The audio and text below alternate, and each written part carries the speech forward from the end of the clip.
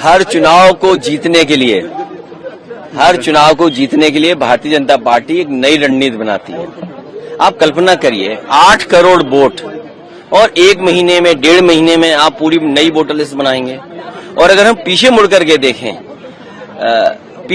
के अगर हम देखें यूपी में बहुत करीब से देखा इन्होंने, इलेक्शन कमीशन किसी भी अधिकारी को ट्रांसफर पोस्टिंग नहीं करता।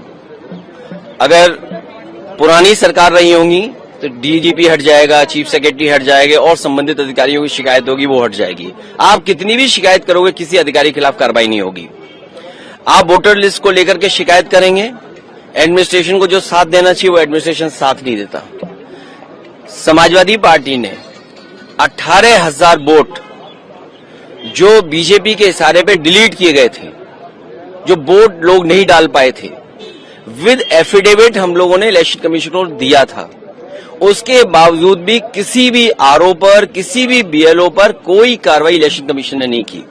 और अभी जो उपचुनाव हुआ था जहां पर पुलिस खड़ी होकर के अपनी सर्विस रिवॉल्वर निकाल करके वोट रोक रही थी।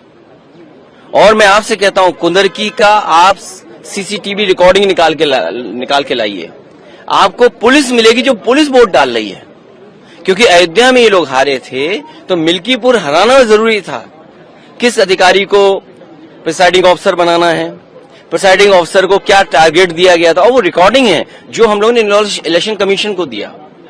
कुंदरकी का चुनाव लूट लिया, मीरापुर का चुनाव पुलिस ने, प्रशासन ने मिलकर के लूट लिया, अयोध्या में चुनाव जो हुआ उसको लूट लिया। तो कितने हम उदाहरण दिए हैं, यूपी के तमाम उदाहरण हम दे सकते हैं जहां पर इलेक्शन कमीशन आंख बंद कर करके रहा।